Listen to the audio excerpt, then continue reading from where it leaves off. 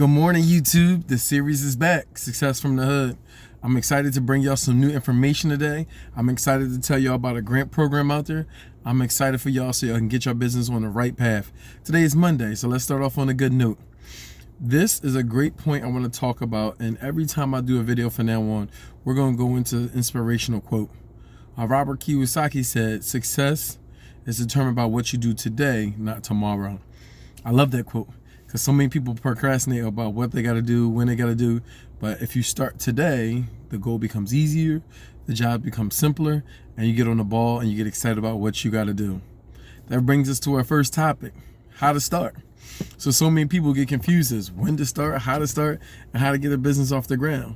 So today we're going to dive into that topic for about 5 minutes, and then we'll talk about one question a friend of mine asked me. I want to make sure she tunes into the channel. If you like the information that you're getting, make sure you like this video, make sure you tell a friend, subscribe, and also keep following up.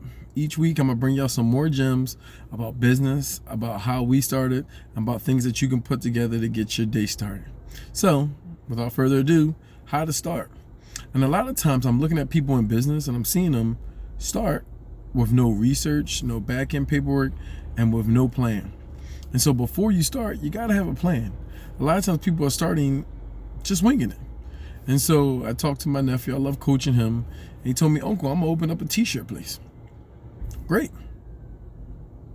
But how many t-shirts are you going to sell each day? Great. What's your goal on selling t-shirts? And my biggest thing is, when you start a new business, can you give it 110% every day? A lot of times I see people start off new businesses, new hustles, and they start and they can't even give it 110% every day. So a lot of times when we build business, people want to see you succeed. I hate to hear the phrase, "Nobody's going to support me." We're not going to support you unless you believe on supporting you. And part of believing on supporting you is being ready, being prepared, and being able to accept those blessings. So to be able to be ready, you have to have 110% ready. And what does that mean? Well, do we have our inventory right? Do we have a goal of what we're trying to reach? Are we prepared and excited for our first grand opening day? And does everybody else know about it? So a lot of times we assume as soon as we're ready to open, everybody should come support us in the next 5 minutes. And that's never how it goes. Part of your preparing is you got to look at your target market. And so it's so funny. I love talking to people because they always say, "My target market is everybody." And if your target market is everybody, then your target market is nobody. And so part of being a target market, understanding how business works, is you have to target a certain segment. Don't get that mistaken for that's the only segment you can go after. Understand you have to target a certain category of people because that's going to be your main customer that buy. Will other people buy? Absolutely. But if you have no target market, people don't know what you're going after, people don't know your mission, and people don't know your goal. I'll give you a good example. Our juice bar targets women between the age of 24 and 44. Do we get guys that come to the juice bar? All the time. Do we get younger women or older women that come into the juice bar? All the time. But we realize our target market are usually on the go, have disposable income, but don't have the time that they need to make or be able to have healthy foods every day. So that's our number one target market when it comes to the juice bar. Now, ask yourself, what's your target market? What is your focus? And what group will you be going after? A lot of times, people who don't have a target market and shoot for everybody end up getting nobody because nobody knows what you're going after and how to pursue. Nobody even knows your vision or goal. And a lot of times, we don't support companies that don't have visions and goals.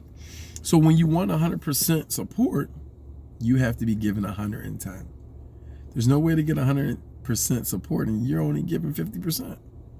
You're only giving 40%. It doesn't even make sense. So with going forward, we have to have some preparation. We also have to have some safety nets. Don't tell me you're starting a business today, you have no job, no other income, and you're winging it all on a whim. Because Mike Tyson made a good point, and I love listening to him every once in a while. He said, everybody has a plan until they get punched in the mouth. And so if you don't have a savings, if you don't have an emergency fund, if you don't have that plan put in place, something's going to punch you in the mouth and try to stop you off your block about what you're trying to do. And that's when a lot of people get discouraged. And that's when a lot of people go back to their job. And that's when a lot of people try to work 2, 3, 4, and 5 hustles. And usually what happens is one by one, each hustle starts to diminish until you no longer do that hustle. So today, I want you to focus on your goal. I want you to make plans. I want you to check your target market. Some people always say to me, well, how do I check my target market? How do I know what I'm looking for? Research is so much easier than what it used to be because you got your best friend on your phone. Google. If you don't want to Google, you can always go to your neighborhood library and they can help you find demographics, certain areas, certain target markets. That way you know what you're going after. That way you know what you're looking for. And it's easy to get to that target segment so you can get what you're really trying to get. I'll try to say that one 3 times fast. But essentially, you have to dig into it and you have to get to that goal. So part of getting into that goal, starting every day with some research, starting every day looking at your target market, coming up with a big grand opening. Having a goal of what you want to reach. Don't tell me you want to sell 100 shirts on your first day and you only have 50 shirts. Does that make sense? Don't tell me you want to sell 100 shirts in the first month and you only got 20 shirts in. Don't tell me you want to sell 3,000 shirts, but you're only going to give it an hour a day. Start your business giving it 110%. And the next biggest thing when you start is consistency. Every day, from the day you open, you need to be opening your mouth and telling your friends and telling your family and telling your social media that we're out here and we're doing this and we're excited. That's part of your 110%. That's how you get started. And that's how you get off on a good page. When I first started Sweet Tree Hut 5 years ago, I gave up every other hustle. I didn't do no overnight job. I didn't have a second hustle. I didn't have a third job. Because if I gave this 110%, it will flourish. And now we do over 100 people a day easily out of one site. So for you guys, stop having so many different things you're chasing at once and just take one thing at a time. I love a phrase I used to hear all the time, jack of all trades. But I always got to listen for that second part because it said master of none. I want you to take this new job, this new business, this new hustle and put it together and become a master of one. Once you master one, you can master another and another and another. So our part, easy part, start. Hold yourself accountable, pick a day, and today get started on your business. Let's talk about one of my favorite new grant programs. A lot of you guys might not know, and some of you guys might know. Comcast has a new program called Comcast Rise. They'll be giving away $100 million in grants. Also, they'll be giving away media packages, television, commercials, and helping your business flourish for the next 2 years. I'll leave the link in the bio.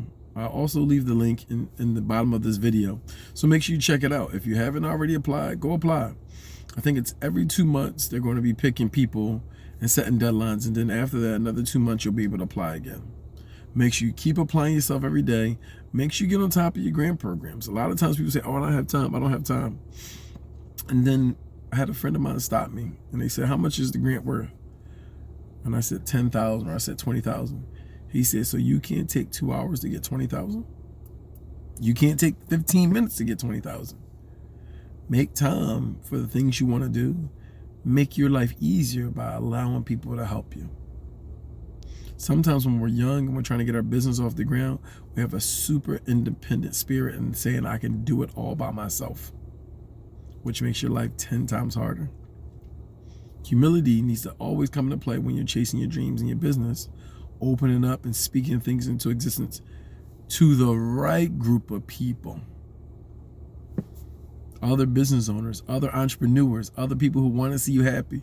Speaking things into existence, surprisingly, will bring the right people around who can help you get closer to your goal. Not speaking into existence, you're the only one who knows what's going on, and the rest of us can't help you. I did have a friend of mine reach out to me on Instagram, and she asked me about nonprofits and how to get them started. I'm only going to give you about 2 minutes here. I still do coaching one-on-one. I want to make sure your time is valued, and I'm going to make sure my time is valued. So feel free to let me know on Instagram or on YouTube if you need coaching. I still do one-on-one sessions. Nonprofits are a little bit harder because you're competing in a big space with a lot of people trying to do the same thing. There is a program in Philadelphia. I know in other cities they also offer this. A lot of bigger nonprofits try to help smaller nonprofits get started. So you have something, if you Google, called Nonprofit Incubator. And basically with smaller nonprofits, for the first 2 years, they try to incubate your business with up to $10,000 worth of resources, office space, phone, and other things.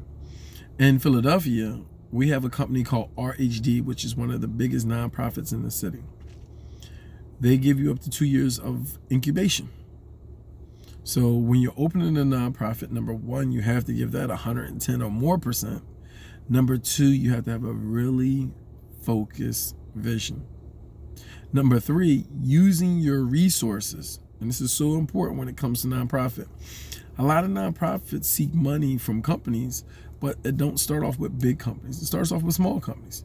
So knowing friends who maybe have businesses, knowing resources that maybe can help you, and even knowing local resources where you want to start your nonprofit will help your nonprofit get off the ground. So number one, reach out to companies like RHD or bigger nonprofits to help sponsor your smaller nonprofit.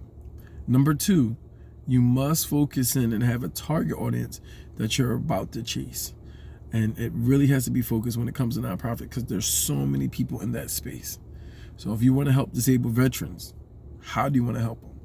When do you want to help them? And where do you want to help them? Will help you get closer to your goal when you're trying to do nonprofits.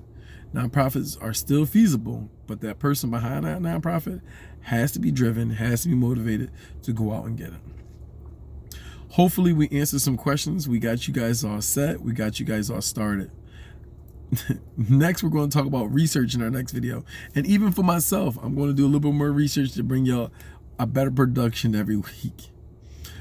Today is that day you get started. As Robert Kiyosaki was saying, your future is not created by what you do tomorrow, but by what you do today. Take time, make time for yourself because you're most important. If you can go to work 8 hours for somebody else, you can spend an hour or two in your business every day to get closer to your dreams. I hope you enjoy. Leave any comments. We're going to start answering more questions every week, and I want you to be happy with what you're getting out of this content. So please leave any comments that you can to make sure your content gets better every time. Thanks, and happy Monday.